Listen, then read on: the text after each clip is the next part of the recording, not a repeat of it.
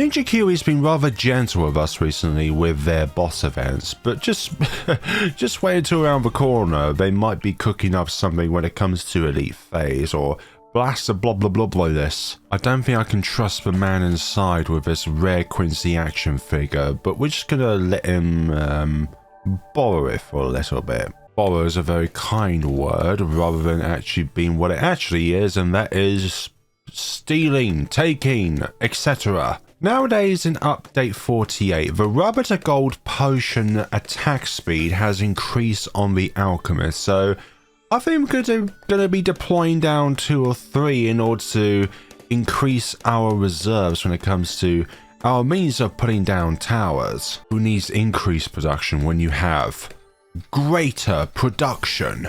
So the only restriction for this boss's boss event is the fact that you can't put down spike factories, just to say the least. No spike factories involved, which means no mega massive munitions factory. But no modifiers to the balloons, no modifiers to the Moabs, no modifiers to the bosses. Put you on strong so you hit as many blue balloons as possible, and Geraldo will be able to take care of the red balloons as they come along.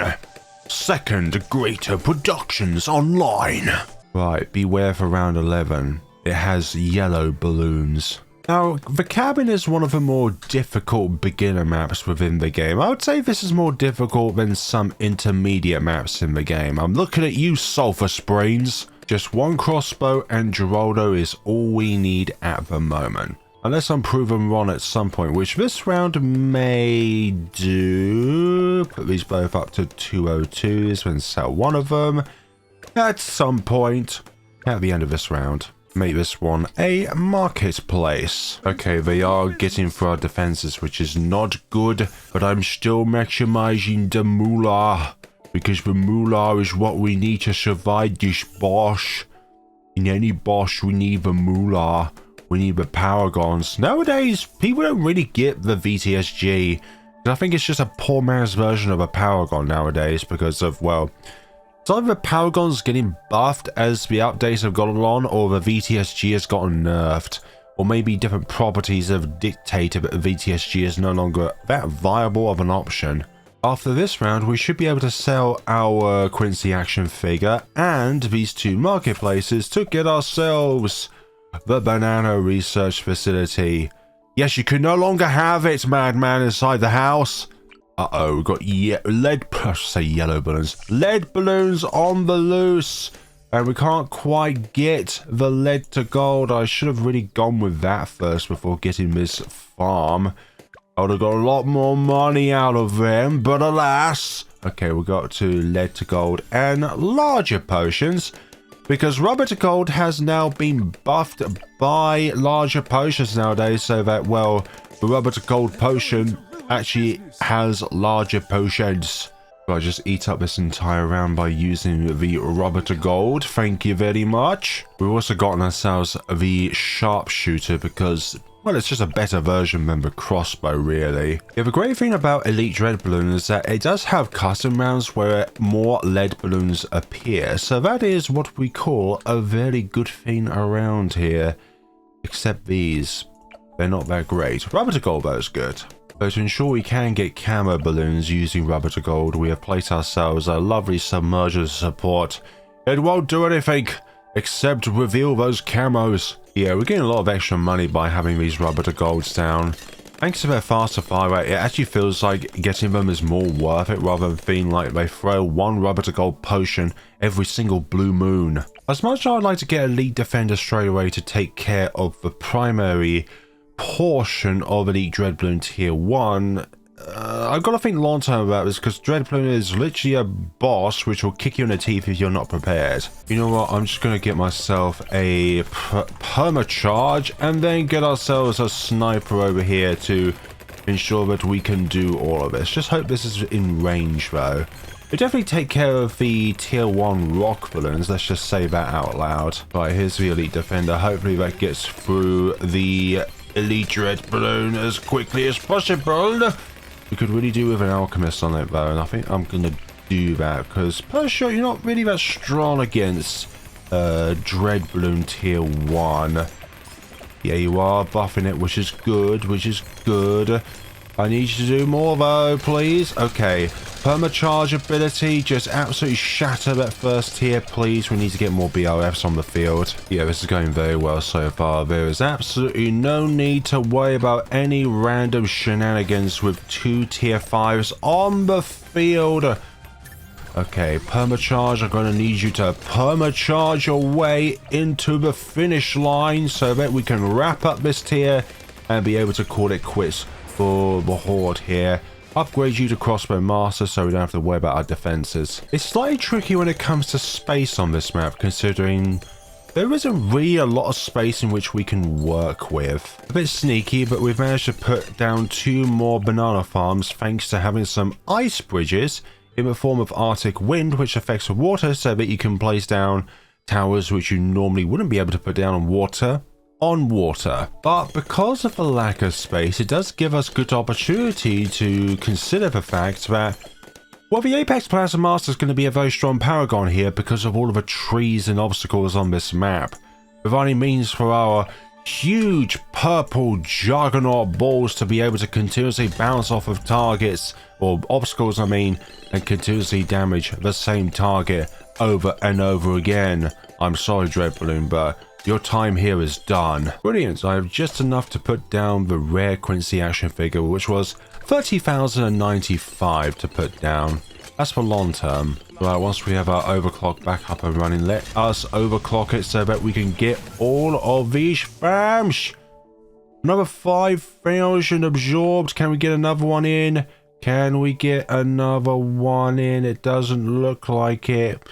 I would need that ultra boost to further expand your range, but this will do, and so you two, since I no longer need you. Producing a whopping 2,856 moolah per crate. I think we are in this for the long run. We'll keep you paired on this Banana Central soon to be indefinitely. Get Banana Central, get ultra boost, keep on putting the fertilizer on the farm whenever you get it and it's the beginning of a round, and you're sorted financially. Okay, let's just get ourselves ultra boost and we do not have to think about you not being buffed ever again, because overclock at times does not buff this. Let's try and get the mad up and running as soon as possible, but I don't think my defenses here are sufficient enough in order to get us through this, so we may just go for as many favorite trades as we can while we get ourselves up and running here. So keep on getting those favorite trades.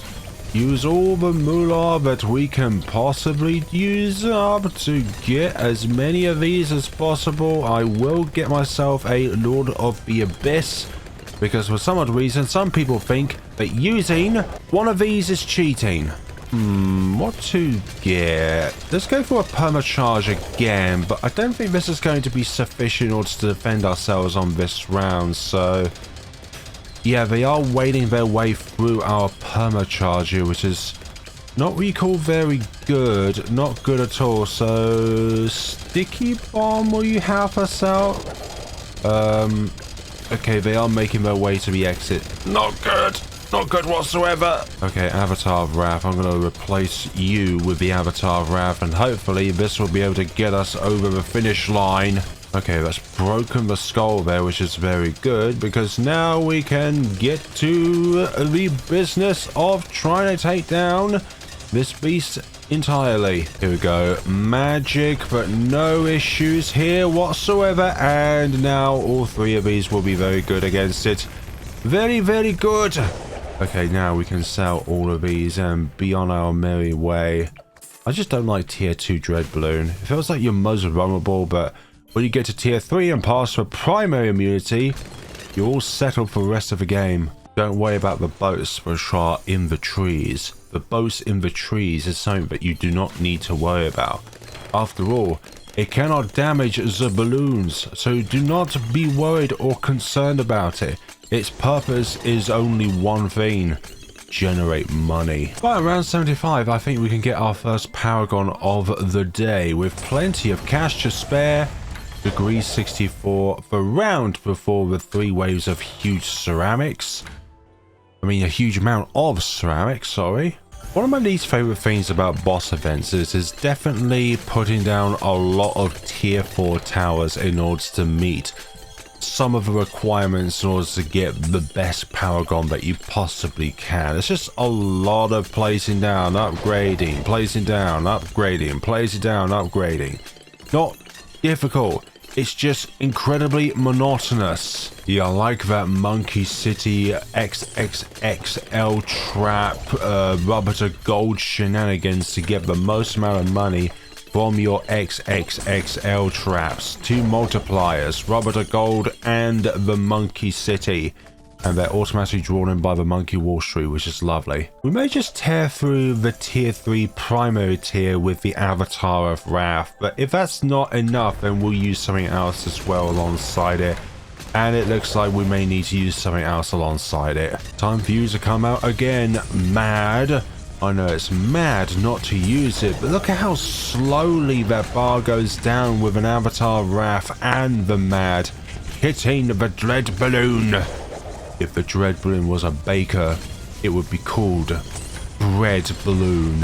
But trust me when I say this, Dreadbloon, once you go out of your primary immunity, you will be torn down. Let's take you away since we no longer need you.